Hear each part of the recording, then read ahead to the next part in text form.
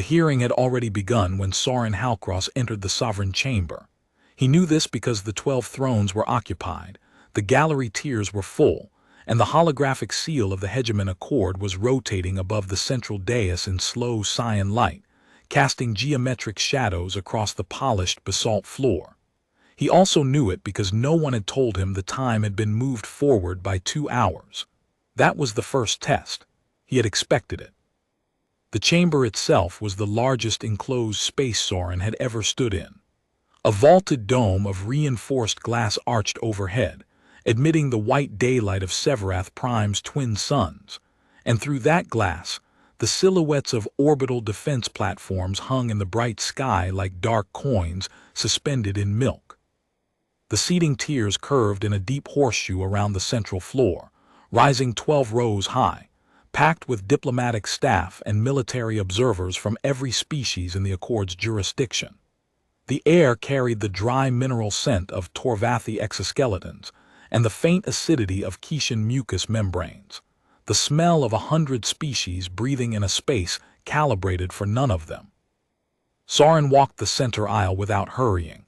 He was 53, lean in the way of men who had spent years eating station rations, with gray threading through dark hair cropped close to the skull. His suit was charcoal wool, unadorned, no insignia, no rank pins, no embassy seal. The Terran Confederation had not had an embassy in Accord space for 19 years. His shoes clicked on the basalt with a regularity that carried through the chamber's acoustics, and he let each step land with its full weight. The walk was long. He used it.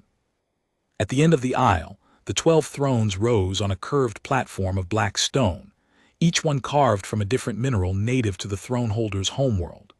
They were massive, ceremonial, designed to make whoever stood before them feel the architecture of power pressing down.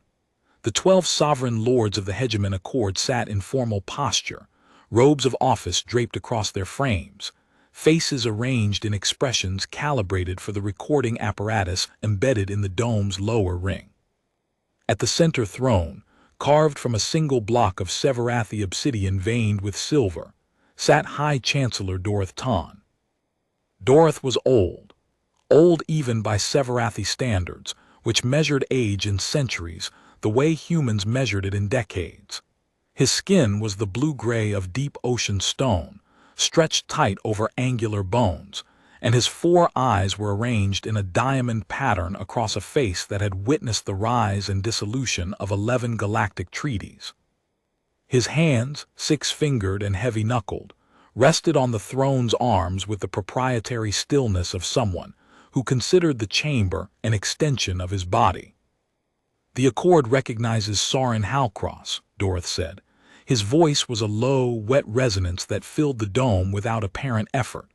"Terran Confederation. Provisional diplomatic status. Military attaché retired." Soren stopped at the mark on the floor, a circle of inlaid copper that designated the petitioner's position. He did not bow. The Accord's protocol manual specified a 15-degree inclination of the head for petitioners of non-member states. Soren inclined his head 14 degrees. The difference was invisible to most species in the gallery. It was not invisible to Dorith. "You are here," Dorith continued, "because the Hegemon Accord has extended an invitation to the Terran Confederation to discuss the terms under which humanity's exile may be reconsidered." The word reconsidered moved through the gallery like a low current. Soren heard the shift in breathing patterns, the creak of seats as bodies leaned forward, the click of Torvathi mandibles processing the implications. 19 years of exile. 19 years since the Accord had voted unanimously to expel the Terran Confederation, strip its trade routes, freeze its interstellar assets, and declare human space a quarantine zone. And now, reconsidered. The word was a door left ajar in a wall that had been sealed for 2 decades. Soren knew why the door was open. He had spent 4 months preparing for this moment, and the preparation had begun long before the invitation arrived. "I am here," Soren said, 3 words. He let them settle into the chamber's acoustics and said nothing else. Dorith's upper eyes narrowed. The lower pair remained fixed. The Severathi facial configuration made it possible to express displeasure and assessment simultaneously, and Dorothy was using both. He had expected a statement, a preamble. The Accord's diplomatic culture was built on elaborate opening declarations, ritual acknowledgments of the host body's authority, formal expressions of gratitude for the opportunity to be heard. Soren had offered none of it. The silence stretched for 4 seconds. In the gallery, a Kishan trade commissioner shifted in his seat. A Torvathi military observer's mandibles clicked twice in the staccato pattern that signified confusion. "The terms," Dorothy said, and the word terms carried a weight that suggested they had been prepared well in advance, "are as follows." He gestured to the Accord's clerk of protocol, a slender Varenthi whose translucent skin showed the blue pulse of circulatory fluid beneath. The clerk activated a holographic display that materialized above the dais, casting pale light across the 12 thrones. "The Hegemon Accord is prepared to restore the Terran Confederation's membership, trade access, and diplomatic standing," the clerk read. "In exchange, the Terran Confederation will formally sever all treaties, trade agreements, and mutual defense arrangements with the Veshan Compact, effective immediately. The Terran Confederation will further provide the Accord with complete technical specifications of the atmospheric processing technology transferred to the Veshan under those agreements. The Terran Confederation will publicly endorse the Accord's pending territorial claim over the Veshan corridor, including the 7 inhabited systems therein. These terms are non-negotiable." The holographic text hung in the air, each clause rendered in the Accord's official script with Terran standard translation running beneath it. Soren read them. He had already read them, of course. The terms had been transmitted to the Terran diplomatic post on Waystation Karis 3 weeks ago, and Soren had memorized them during the transit shuttle's 40-minute crossing to Severath Prime. But he read them again now in the chamber with the 12 thrones watching because the act of reading was itself a signal. It said, "I am considering." It said, "I have not decided." He had decided months ago. The Veshan were a minor species, numbering fewer than 800 million across 7 colony worlds strung along a narrow corridor of resource-poor space that the Accord had never bothered to claim, because the resources were not worth the administrative cost. They were oxygen breathers with a metabolic tolerance for cold that made them natural colonizers of marginal worlds. Their technology was adequate. Their military was negligible. Their diplomatic significance, by the Accord's accounting, was 0. What the Accord's accounting did not capture was what had happened during the 19 years of humanity's exile. When the expulsion vote passed and the trade routes closed and the assets froze, the Terran Confederation had not collapsed. It had pivoted. Quietly, without announcement or fanfare, human trade ships had begun appearing in the Veshan corridor, offering agricultural technology, atmospheric processors, medical fabricators, and the patient, methodical trade relationships that humans built the way other species built fortifications. Slowly, deeply, and with an eye toward decades rather than quarters. The Veshan had accepted. Over 19 years, the partnership had transformed the Veshan corridor from a backwater into something the Accord had not anticipated. A functioning, independent economic zone that processed 43% of the rare atmospheric compounds the Accord's shipbuilding industry required. 43%. The number sat at the center of everything happening in this chamber, though no one had spoken it aloud.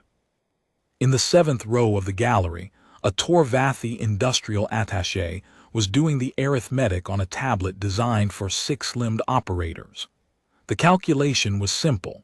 If the Veshan corridor's atmospheric processing stopped, the Accord's shipbuilding program would stall within 2 fiscal quarters.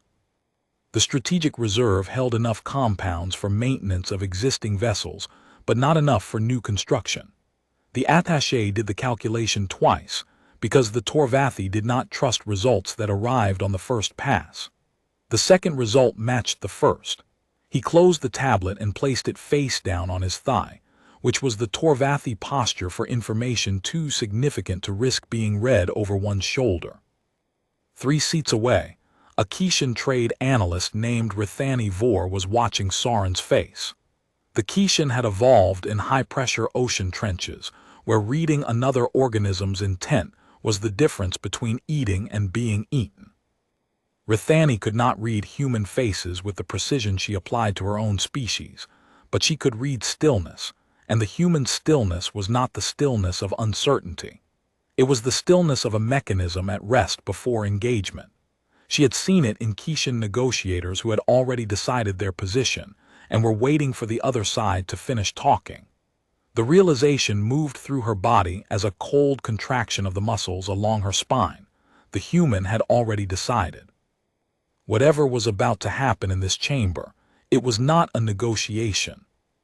The holographic text continued to rotate. The accord seal pulsed in slow cyan above the dais, casting light and shadow across 12 faces that were beginning, separately and at different speeds, to understand that the architecture of this hearing was not what they had been told. Soren studied the 12 thrones as the holographic text rotated slowly above the dais. He had spent months learning the pressure points of each lord, the economic dependencies, the domestic political constraints, the personal histories that shaped how each one processed power. The Torvathi, Seketh Vor, was a pragmatist who measured every decision against industrial output and regarded ceremony as friction.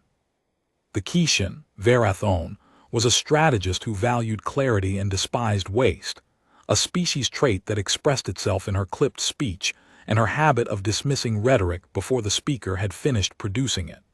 The Morathan was so ancient that her species measured political movements in geological time.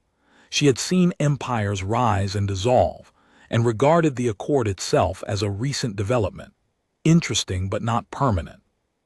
The Drakari Lord was a military thinker who respected operational competence and had privately expressed reservations about the exile in diplomatic back channels 3 years ago, a fact that Soren knew because Terran intelligence had been watching those channels for a decade. The Varenthi was a legalist whose species had authored half the Accord's foundational treaties and took violations of those treaties as a personal offense. Each of them had a reason to be in this chamber, and each of them had a reason that was not the reason Doroth had given. "May I ask clarifying questions regarding the terms?" Soren said. Doroth tilted his head. The request was procedurally routine. "You may." Clause 1 specifies the severance of all treaties with the Veshin Compact. Does all include the humanitarian supply agreements through which Terran medical fabricators currently serve 47 Veshin colony hospitals? The clerk of protocol consulted a supplementary document on her tablet. All agreements. Without exception. Clause 2 requires the transfer of atmospheric processing technology specifications. This technology was developed jointly with Veshin engineers under a co-development charter. Does the Accord's position acknowledge the Veshin's co-ownership of the intellectual property? The clerk looked at Doroth. Doroth looked at the holographic text. The silence lasted 3 seconds. "The terms are as stated," Doroth said. "I understand," Soren said. "So the Accord is asking the Terran Confederation to transfer technology that it does not solely own, in violation of the Interstellar Intellectual Property Convention that the Accord itself ratified 26 years ago." A murmur moved through the gallery. The legal delegations in the 4th tier exchanged glances. The Varenthi Sovereign Lord, whose species had authored the original IP convention, pressed her long fingers together in the gesture that meant note taken. Clause 3, Soren continued. The Terran Confederation is asked to endorse the Accord's territorial claim over the Veshin Corridor. The corridor contains 7 inhabited systems with a combined population of 400 million Veshin citizens. The Accord's claim would reclassify these systems as Accord protectorates, subject to Accord governance, taxation, and military jurisdiction. The Veshin have not consented to this reclassification. The Veshan are a non-member polity, Dorothy said. Their consent is not required under the Accord's Territorial Expansion Charter. Their consent is required under the Interstellar Sovereignty Act, which the Accord ratified 31 years ago. In the third row of the gallery, the Varenthi legal delegation had begun taking notes. Not the casual, for-the-record notes of routine proceedings, but the rapid, systematic documentation that the Varenthi employed when they detected a structural flaw in an argument and wanted to record the exact moment it became visible. Their translucent fingers moved across data tablets in synchronized strokes, 8 jurists writing the same analysis from 8 different angles, constructing in real time the kind of multifaceted legal assessment that Varenthi scholars would later cite in academic papers.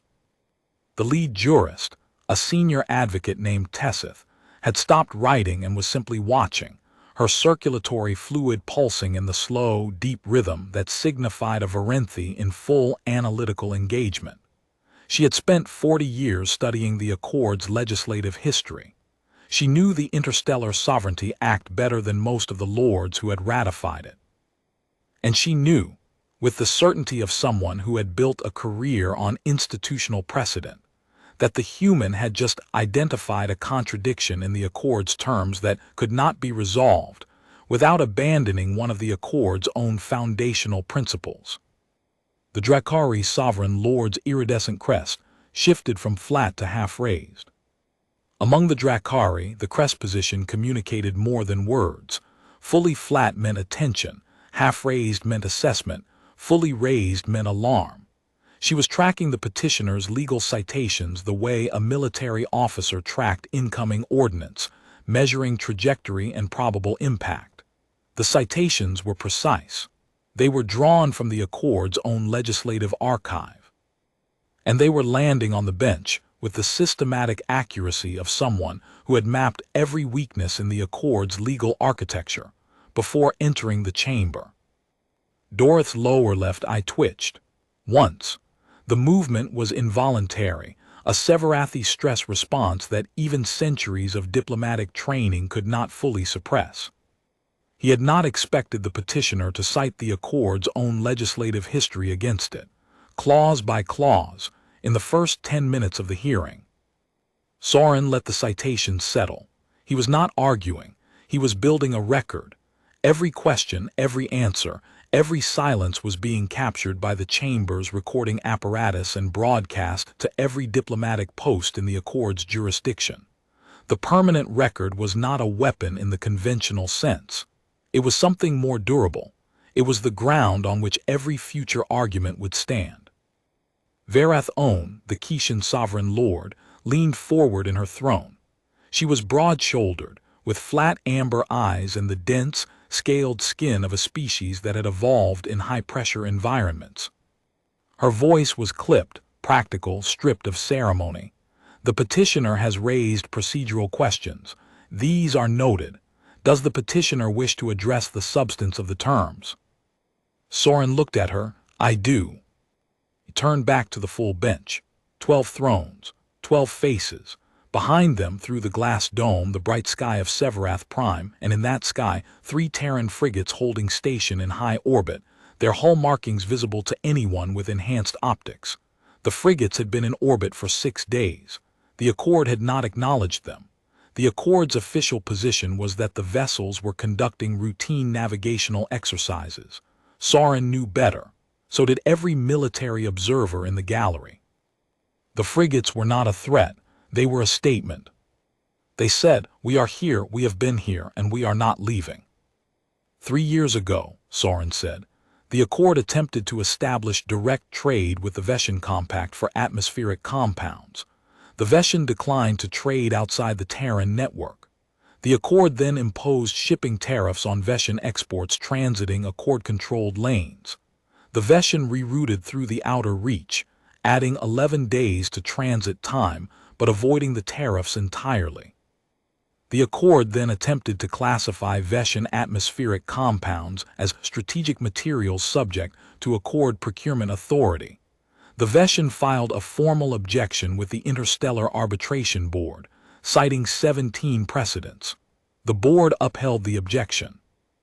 He let the recitation settle.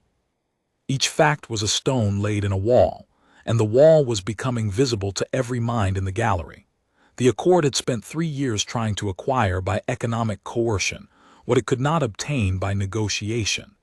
Each attempt had failed, and now the terms offered today represented the final lever. Use humanity's desire for restored membership to force the betrayal that tariffs, reclassification, and legal maneuvering had not achieved. The terms require the Terran Confederation to betray its closest ally, surrender jointly owned technology, and endorse the annexation of 7 sovereign worlds.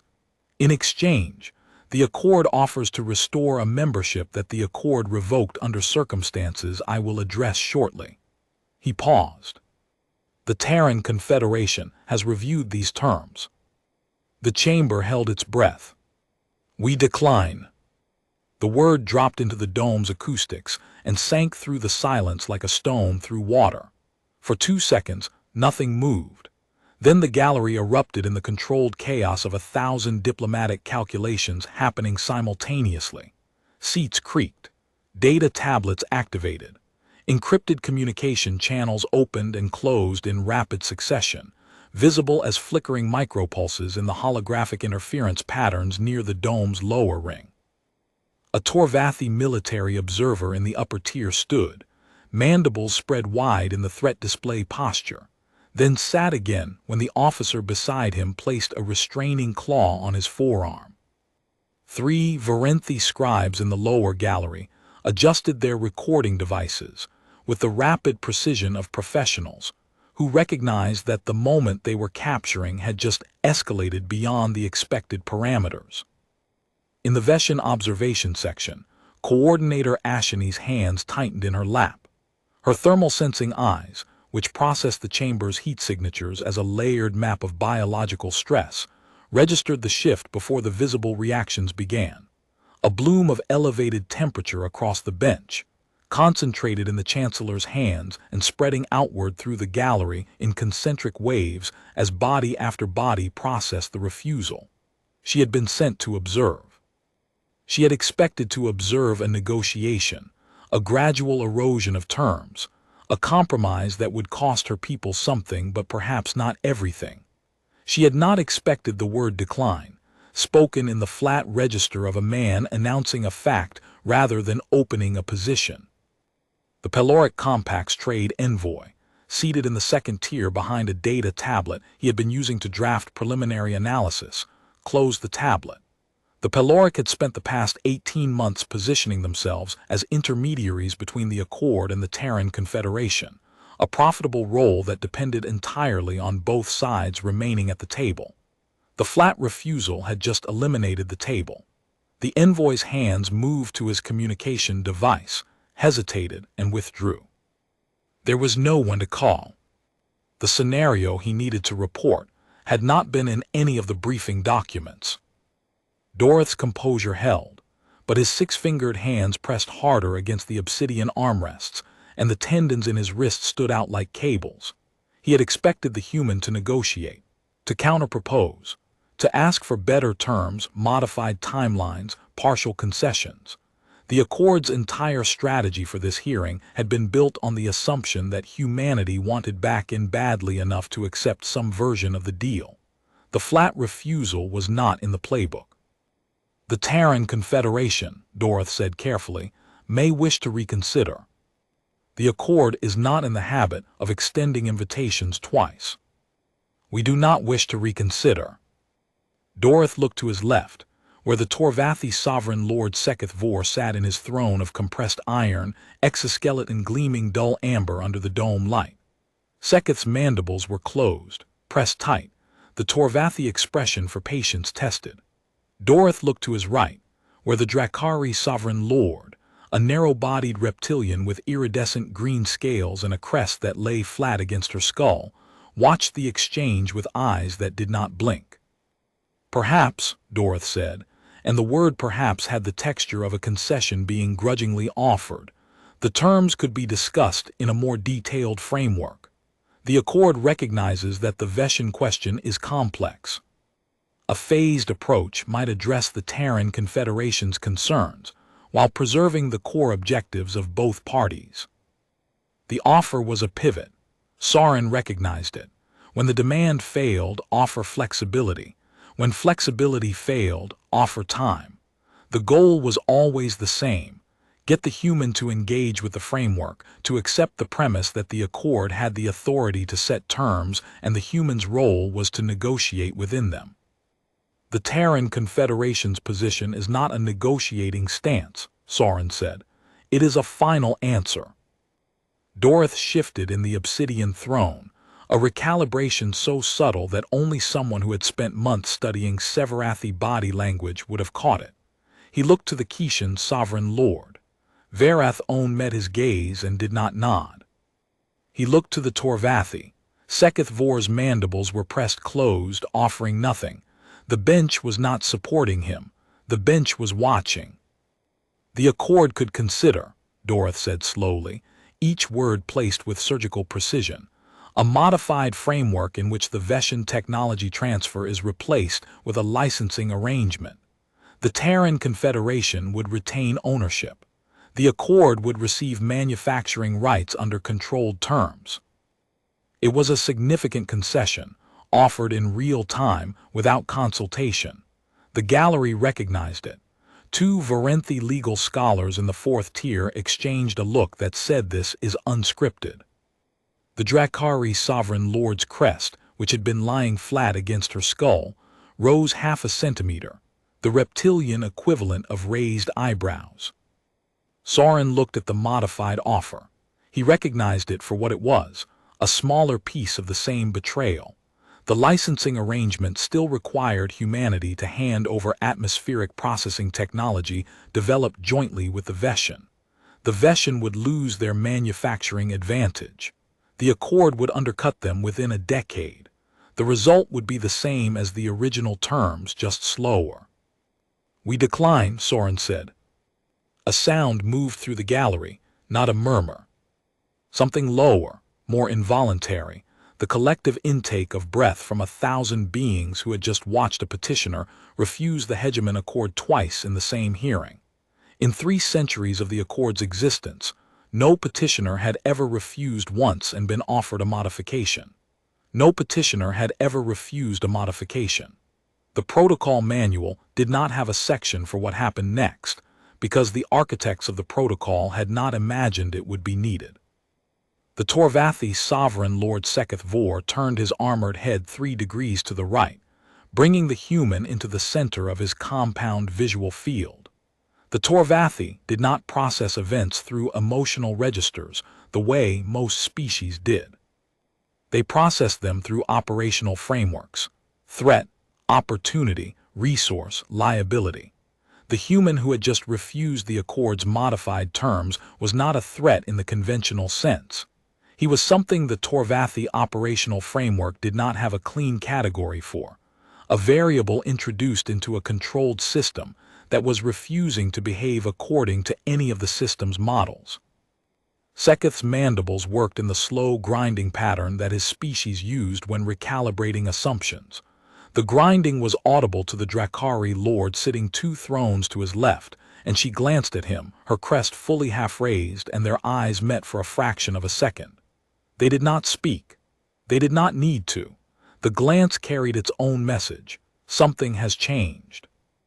In the lower gallery, the Accord's chief historian, a Peloric archivist whose role was to annotate proceedings for the institutional record, had stopped annotating. Her stylus hovered above her tablet. In 3 decades of service, she had never witnessed a double refusal. The annotation protocol did not include a category for it.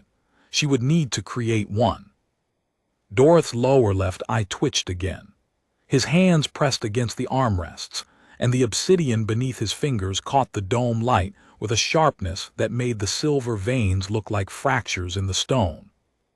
"You understand," Dorith said, and his voice carried the careful modulation of someone choosing words for the permanent record, that declining these terms means the exile continues. Indefinitely. Soren looked at him. We understand. Your species will remain excluded from Accord trade networks, diplomatic forums, and collective security arrangements. Your ships will continue to be denied transit through Accord-controlled lanes. Your people will continue to be classified as non-persons under Accord law. We are aware of the classification. And you decline. We decline. The Torvathi military observer in the upper tier who had displayed threat posture earlier was now completely still, his mandibles sealed, his compound eyes fixed on Soren with the focused intensity of a species that recognized operational discipline when it saw it. Beside him, a Drakari intelligence officer had stopped writing and was staring at the human with an expression that Soren, in another context, might have called respect. In the lower gallery, the Veshan trade observer, coordinator Ashini, sat with her pale hands clasped in her lap. Her thermal sensing eyes were wide, the Veshan stress response that could not be suppressed. She had heard the terms. She had heard what the Accord was willing to pay to acquire her people's corridor. She had heard the human refuse. Twice. She sat very still, breathing in the deliberate, controlled rhythm of someone who understood that she was watching the fate of 400 million people being decided by a man in a charcoal suit, who had chosen to stand at a copper circle and say no. Verath Own spoke again. Her voice was clipped, practical, the voice of a species that did not waste words on ceremony. Then what is the purpose of the petitioner's presence? If the terms are declined, the hearing has no further object. The hearing has a further object, Soren said. I wish to enter evidence into the record. The word evidence landed in the chamber with the specific gravity of a procedural term that could not be ignored. Once invoked, the petitioner had the right to present material, and the bench was required to receive it. Dorith could not refuse without violating the chamber's own rules, and the violation would be captured by the recording apparatus and broadcast across the Accord's entire jurisdiction. Dorith's upper eyes widened fractionally. On what matter? On the matter of the Terran Confederation's original expulsion, 19 years ago. Specifically, the circumstances surrounding the execution of Terran envoy Maeve Drennan. The name hit the chamber like a physical force. In the gallery, 300 heads turned. Diplomatic staff who had been studying their tablets looked up. Military observers who had been composing encrypted dispatches stopped typing. The clerk of protocol's circulatory fluid pulsed visibly faster beneath her translucent skin. Even the Torvathi, whose species communicated emotion through mandible position rather than facial expression, showed their reaction. A synchronized spreading of mandibles across the entire Torvathi delegation that signified danger recognized. Maeve Drennan. Soren had not spoken her name aloud in years, though he thought of her every day. She had been the Terran Confederation's senior envoy to the Hegemon Accord, 51 years old, sharp-featured, with a voice that carried the flat certainty of someone who had spent 30 years in diplomatic service, and had stopped pretending that courtesy and honesty were the same thing. She had served for 11 years. She had been effective. She had been respected by species that respected very little about humanity. And 19 years ago, in this chamber, on this floor, standing at this same copper circle, she had been arrested on charges of espionage, tried in a closed session that lasted 4 hours, convicted by a vote of 9-3, and executed by Accord military police in the chamber's detention block before the Terran Confederation could file an appeal. The expulsion vote had followed 3 days later. The Accord's official position was that Drennan had been caught transmitting classified military intelligence to a hostile external power.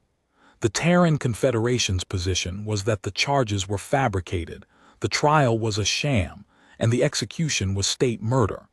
19 years of exile had not changed either position. Soren stood at the copper circle where Drennan had stood. The basalt beneath his shoes was the same basalt she had walked on. The The dome above was the same dome she had looked up at when the security detail entered the chamber and moved toward her position. He knew the details because the embassy staff who had been present that day had written accounts, quiet personal documents that circulated among the Terran diplomatic corps like a liturgy passed hand to hand. Drennan had seen the detail approaching. She had not run. She had not spoken. She had placed her hands flat on the podium, the same podium Sorin was now standing at, and she had waited.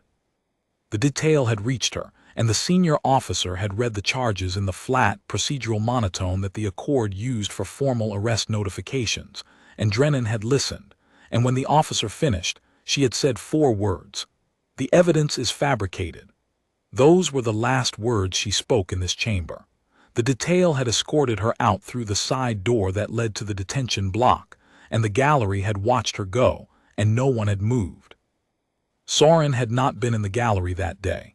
He had been in his office, 3 doors down from hers, reading a trade report. He had learned of the arrest from a colleague who appeared in his doorway, face drained of color, and said, "They've taken Drennan." The colleague's name was Ravi Ghosh. He had died 4 years ago on way station Karis, a heart attack at 61, and Sorin had stood at his memorial and thought about the doorway and the words, and the way an entire career could pivot on the moment someone appeared and said 3 words in a voice that did not belong to the morning. The matter of Envoy Drennan was adjudicated by this body 19 years ago, Dorothy said. His voice had dropped half a register. "The verdict stands." "The verdict stands," Sorin agreed. "I am not contesting the verdict. I am entering new evidence into the record, as is my right under the Accord's evidentiary submission protocol." He reached into the interior pocket of his suit jacket and withdrew a folder. Not a data chip, not a holographic tablet. A physical folder, cream-colored, made of paper with a simple clasp. The anachronism was deliberate. In a chamber built on holographic displays and quantum-encrypted data streams, a paper folder was an object from another era. It demanded to be touched, opened, read with hands and eyes rather than scanners and algorithms. It was, in its way, a provocation. Paper could not be remotely deleted, remotely edited, or remotely classified. Paper was permanent in a way that data was not, and everyone in the chamber understood what that permanence meant. Sorin placed the folder on the petitioner's podium. He did not open it. "This folder contains 4 documents," he said. "I will present them one at a time." Dorothy's hands had not moved from the armrests. His 4 eyes were fixed on the folder with the concentrated intensity of a being watching something that might be either a gift or a weapon, and had not yet determined which. "The first document," Sorin said, opening the clasp and withdrawing a single sheet, "is a transcript of Envoy Drennan's closed trial, obtained through legal channels from the Accord's own judicial archive under the 20-year declassification statute that the Accord enacted 31 years ago. The statute provides that closed session transcripts become public record after 20 years unless the sovereign bench votes to extend classification. No such vote was held for the Drennan transcript. It declassified automatically 6 months ago." He placed the sheet on the podium scanner. The chamber's holographic array activated, projecting the transcript above the dais in pale cyan light, enlarged to a scale readable from the uppermost gallery tier. The transcript was damning in its absences. 4 hours of proceedings, no witness testimony, no cross-examination, no defense statement, no evidentiary review. The record showed that the prosecution had presented a summary of charges lasting 14 minutes, that the presiding officer had called for an immediate vote without opening the floor for questions, and that the vote had been conducted without deliberation. 9-3. The 3 dissenting votes were identified only by species designation: Varenthi, Morathan, and Drakari. The 9 supporting votes were unnamed, a procedural irregularity that the transcript's formatting made visible as a row of blank fields where names should have been. In the margins of the declassified document, a notation in the Accord's administrative script read, NAMES, redacted per Standing Order 1147A. Sorin had traced Standing Order 1147A. It had been issued by the High Chancellor's office 6 days after the trial and applied retroactively to the transcript. The order had no precedent in the Accord's 3-century procedural history. The gallery read the transcript in silence.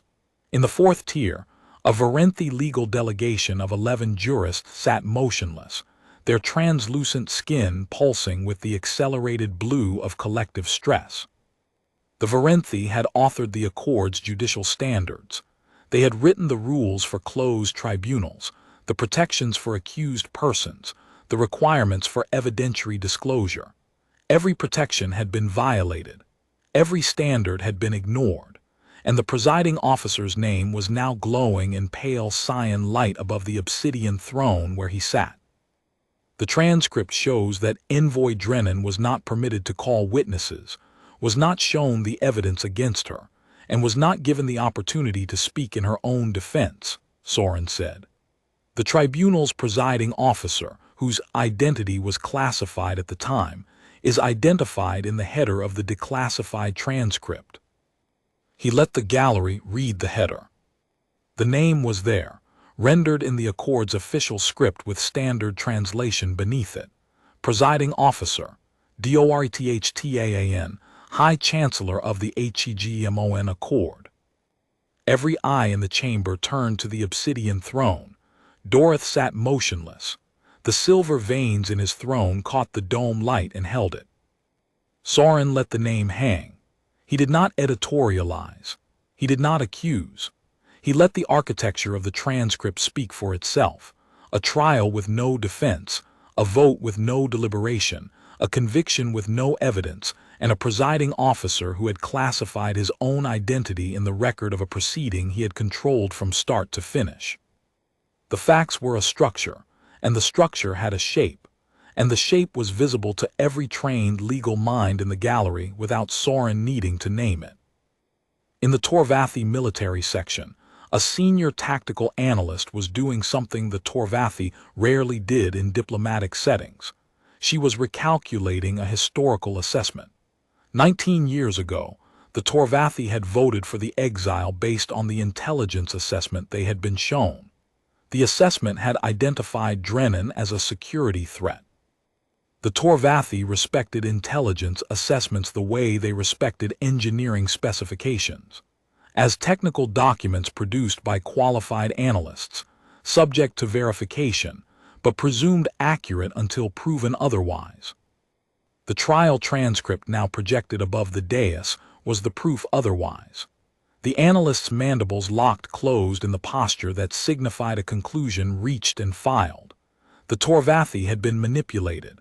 The institutional shame of that manipulation, for a species that prided itself on analytical rigor, was a weight that would reshape Torvatha-Severathi relations for decades. In the gallery, the Drakari delegation's senior diplomat stood, then sat, then stood again. The indecision was itself a statement. The Drakari had voted against the conviction 19 years ago, and the declassified transcript had just confirmed that their dissent had been correct. The second document, Sorin said, withdrawing another sheet, is the intelligence assessment that formed the basis of the espionage charge.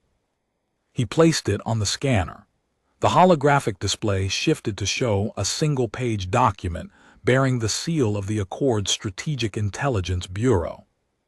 The assessment identifies the classified military intelligence that Drennan allegedly transmitted to a hostile external power. The intelligence in question was the Accord's fleet deployment schedule for the Veshin corridor. He paused. The pause was structural. 19 years ago, the Hegemon Accord was preparing to move a military strike force into the Veshin corridor to seize control of atmospheric processing facilities. The deployment was classified. Envoy Drennan learned of it through routine diplomatic channels, as was her function as senior envoy. She transmitted a warning to the Terran Confederation. The warning was not espionage. It was a legitimate diplomatic communication about a military action that directly affected Terran trade partners in the corridor. The Veshan connection landed in the gallery like a second blow. The terms the Accord had offered today, the demand that humanity sever ties with the Veshan, were not a new initiative. They were the continuation of a strategy that had begun 19 years ago with a planned military seizure of the corridor. Drennan had been executed not for espionage, but for threatening to expose a war of conquest before it could begin. The exile had not been punishment for a crime. It had been the removal of an obstacle. Verath Own's amber eyes moved from the holographic display to Dorothy and back. Her scaled jaw tightened. The Kishan were a species that valued strategic clarity above all else, and the strategic clarity of what had just been revealed was blinding. The High Chancellor had used a fabricated espionage charge to murder a diplomat, exile a species, and clear the path for a territorial seizure that, 19 years later, he was still pursuing. The third document, Soren said, is a financial record from the Kishan Central Banking Authority. He placed the third sheet on the scanner. The holographic display shifted again. The record shows a series of transfers from the Accord's discretionary fund to the Strategic Intelligence Bureau in the 18 months preceding Drennan's arrest. The transfers total 400 million standard credits. The authorization signature on each transfer belongs to the office of the High Chancellor. The financial data appeared above the dais. Amounts, dates, account routing codes, authorization signatures. Beside it, a parallel timeline showing the sequence of events. Funding transfers, intelligence assessment produced, Drennan arrested, Drennan convicted, Drennan executed, expulsion vote held, Veshan corridor military deployment authorized but never carried out because the Terran trade network had already made the corridor economically defensible. 12 payments over 18 months, a fabricated intelligence assessment, a closed trial with no defense, an execution carried out before an appeal could be filed. And now, 19 years later, the same man on the same throne, offering the same objective dressed in different language. Give us the Veshan corridor. The gallery did not erupt. The silence that followed was worse than any eruption. It was the silence of 1,000 minds arriving at the same conclusion simultaneously. The Hegemon Accord's most powerful official had purchased a murder, engineered an exile, and then invited the victims back to the chamber where the murder took place to ask them to finish the job the murder had been meant to accomplish. Seketh Vor turned his armored head toward Dorothy. The movement was slow, grinding, deliberate, the motion of a species that measured decisions in the time it took metal to cool in a forge. His mandibles parted once and closed. The Torvathi gesture for judgment suspended. The Morathan sovereign lord, whose species was so ancient that their representative appeared to be carved from living wood, bark-like skin creased with age lines that mapped millennia, opened her eyes fully for the first time since the hearing began. The Morathan communicated significance through the degree of eye-opening. Narrow meant routine, wide meant crisis. Her eyes were fully open. In the gallery's upper tier, the Accord's military attaché section had gone rigid.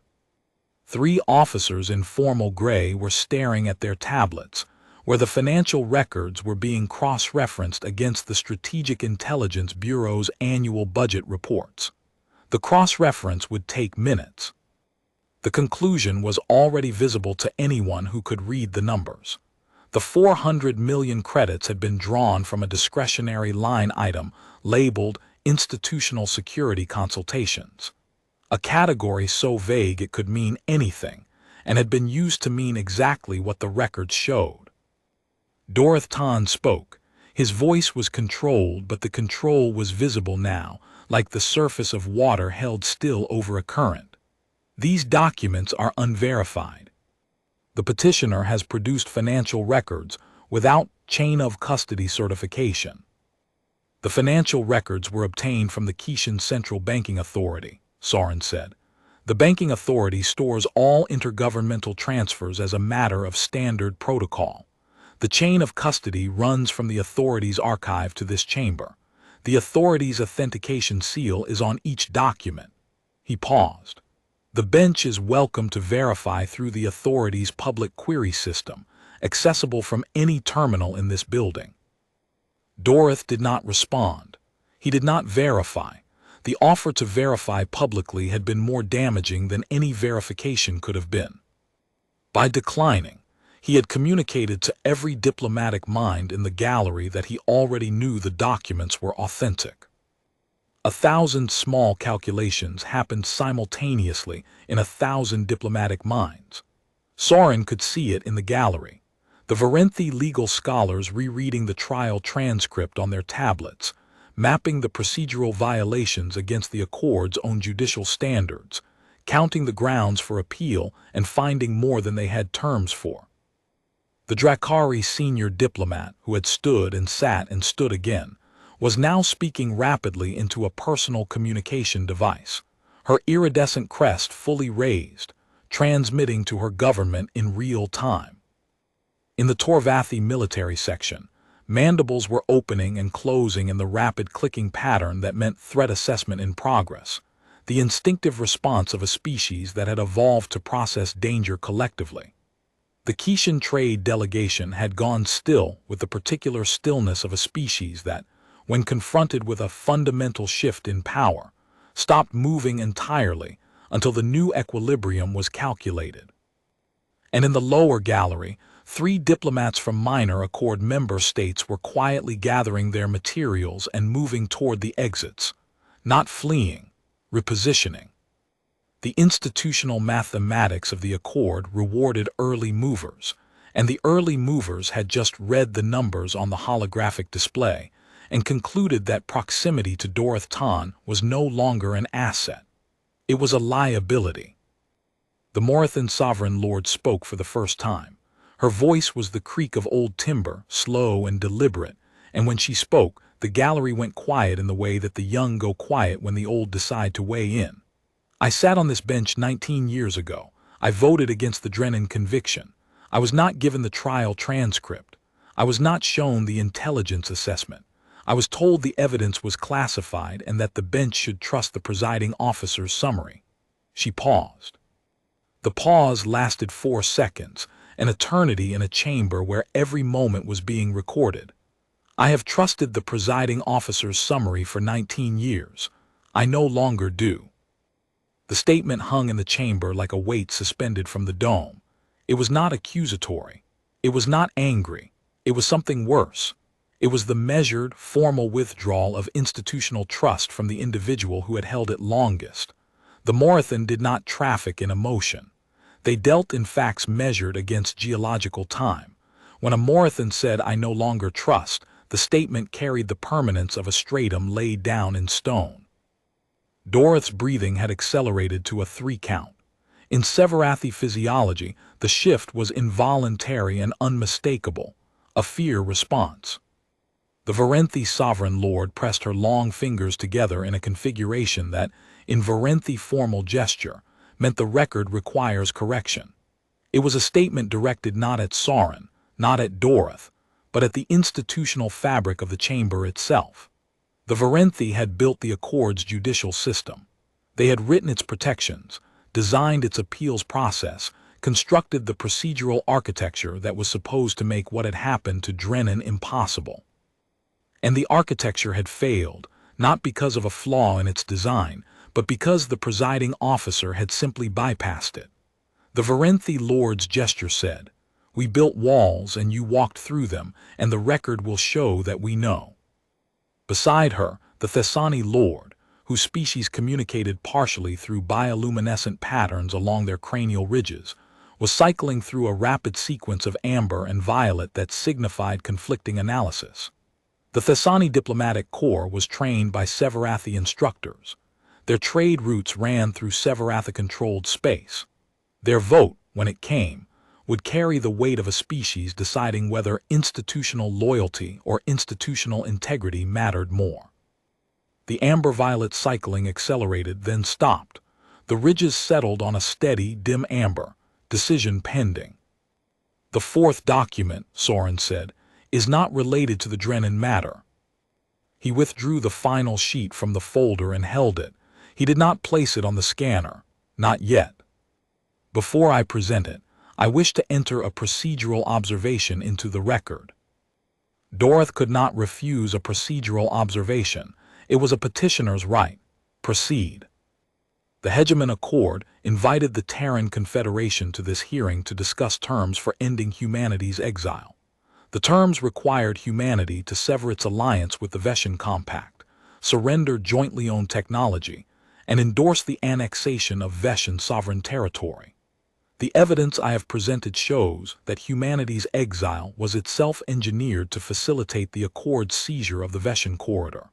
The terms offered today are not a peace offering. They are the final clause of a strategy that began with the murder of Maeve Drennan 19 years ago. He looked at the 12 thrones. 11 faces watched him. The 12th, Dorothy's, had become a mask so rigid that the skin over his angular bones appeared to be thinning, the blue-gray pulling taut until the skull structure beneath was visible at the temples. Dorothy spoke. His voice had changed. The wet, resonant authority was gone, replaced by something thinner, more deliberate, the voice of a being who knew he was losing and had decided to spend what remained of his position on one final gambit. The petitioner speaks of murder, Dorothy said. The petitioner speaks of fabrication. These are serious accusations leveled at the presiding officer of this body, and they deserve serious consideration. He paused. But the petitioner should also consider what the Accord offered today: restoration, trade, membership. The opportunity to rejoin the most powerful diplomatic body in the galaxy. The petitioner has declined this offer and has instead chosen to present evidence that, however compelling, cannot undo what has already been done. He leaned forward. Envoy Drennan is dead. That fact does not change. What can change is the future. The question is whether the Terran Confederation wishes to build that future as a member of this body, or as an outsider pressing its face against the glass. It was, Soren had to admit, skillfully constructed. The pivot from defense to philosophical appeal. The reframing of the evidence as backward-looking while the terms were forward-looking. The subtle implication that choosing justice over membership was a form of weakness, a failure of strategic imagination. Dorothy was not stupid. He had held power for centuries because he understood, at the molecular level, how to make the expedient choice sound like the wise one. Soren looked at him. He let the silence stretch for 3 seconds, long enough for the gallery to register that the human was not going to be rushed, not going to be reframed, and not going to take the rhetorical bait that had been laid across the chamber floor like a tripwire. Envoy Drennan is dead, Soren said. That fact does not change. The fact that this body killed her does not change either. And the fact that the man who ordered her execution is sitting in that throne, offering terms that serve the same strategic objective that her execution was designed to advance, does not change. These facts are in the permanent record. They will not become less true, because the Accord offers membership in exchange for forgetting them. The gallery went still, not the stillness of shock which had come and gone, the stillness of recognition. The human had been offered the oldest trade in politics, justice or power, choose one. He had chosen neither. He had chosen the record. The Terran Confederation did not come to this chamber to beg for readmission, Soren said. We came to enter these facts into the permanent record, so that every member state and every future tribunal understands the foundation on which the exile was built. We have one more thing to offer. He placed the 4th document on the scanner. It was a trade proposal. A simple, clean, bilateral agreement between the Terran Confederation and the Hegemon Accord for the regulated exchange of atmospheric compounds at market rates, with standard arbitration clauses, quality controls, and mutual inspection rights. The kind of agreement that 2 equal trading partners might negotiate over a conference table. A trade agreement, Soren said, between equals. No conditions that require us to abandon the relationships that sustained us during 19 years of exile. No technology transfers. No territorial endorsements. Fair rates, standard protections, mutual benefit. He stepped back from the podium. He had said what he came to say. The documents were in the light. The proposal was on the table. The rest belonged to the chamber. The 11 sovereign lords studied the document. The Torvathi Seketh Vor read each clause methodically, his mandibles working in the slow, grinding rhythm of a species that processed complex information through jaw-muscle engagement. The Varenthi lord traced the arbitration clauses with a long, translucent finger, noting that they were drawn from the Interstellar Arbitration Board's standard template, the same body that had already ruled in the Veshan Compact's favor 3 years ago. The Drakari lord studied the mutual inspection rights with the focused attention of a military thinker assessing defensive architecture. Each was reading the same document. Each was seeing a different thing. Seketh saw industrial pragmatism. The compounds would flow, the shipbuilding yards would run, the economic problem would be solved. The Varenthi saw legal architecture, precedent-setting, built on existing international frameworks, defensible in any future tribunal.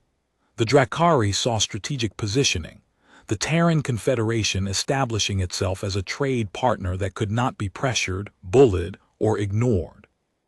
The proposal hung in the holographic display beside the Drennan evidence.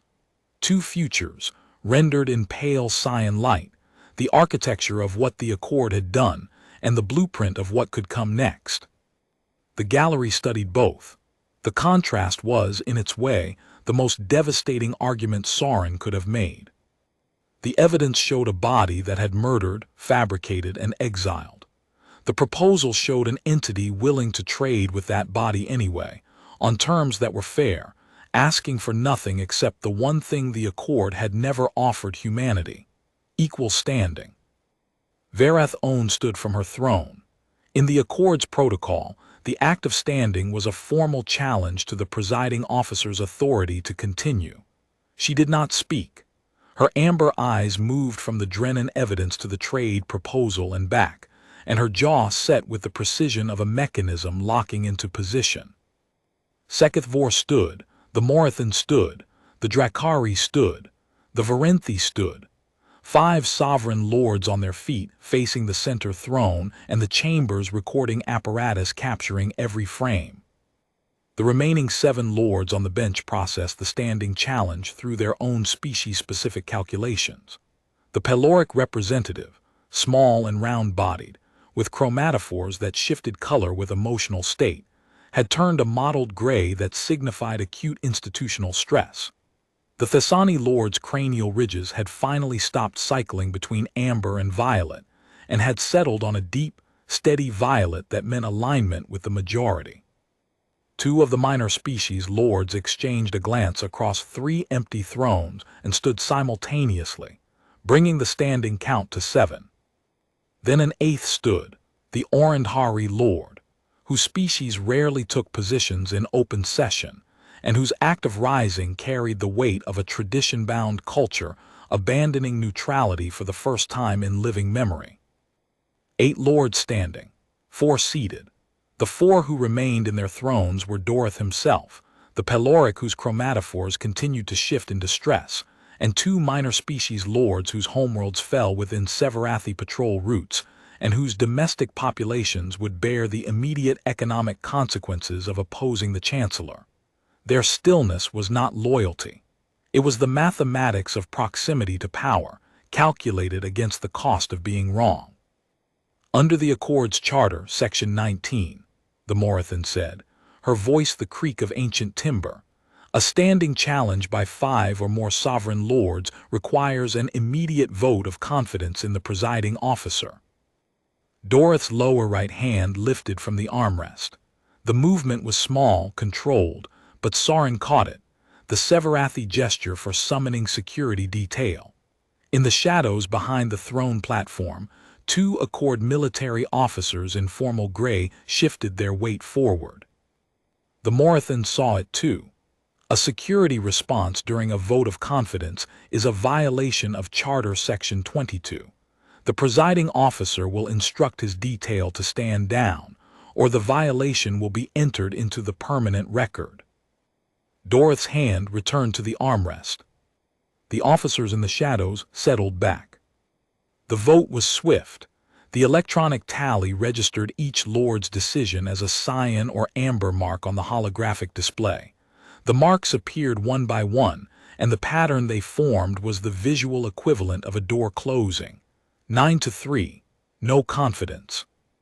The three supporting votes came from the Severathi seat, the Peloric Compact whose trade routes depended entirely on Severathi goodwill, and the Thessani Dominion whose diplomatic corps was staffed primarily by Severathi-trained officers.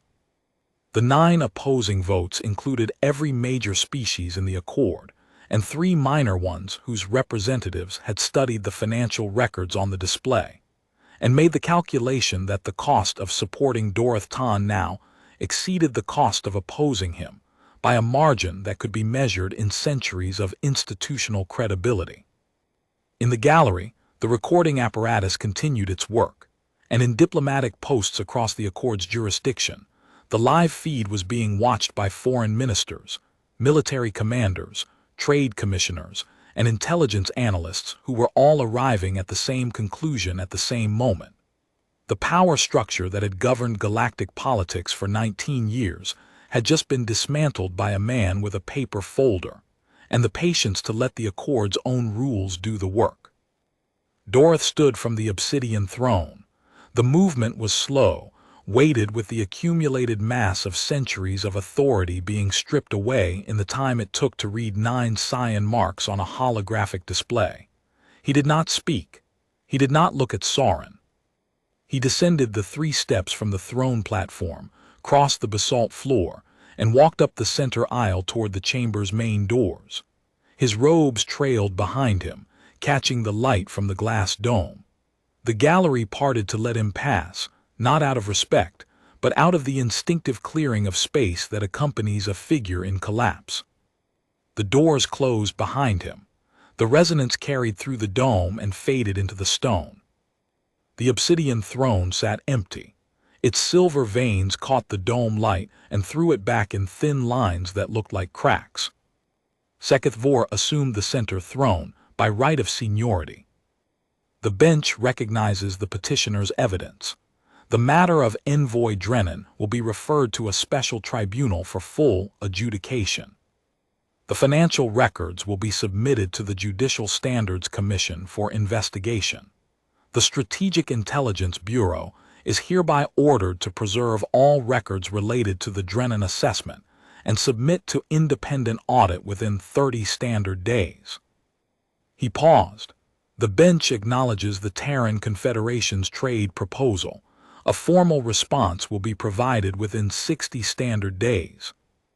60 standard days, the processing period for agreements between established partners.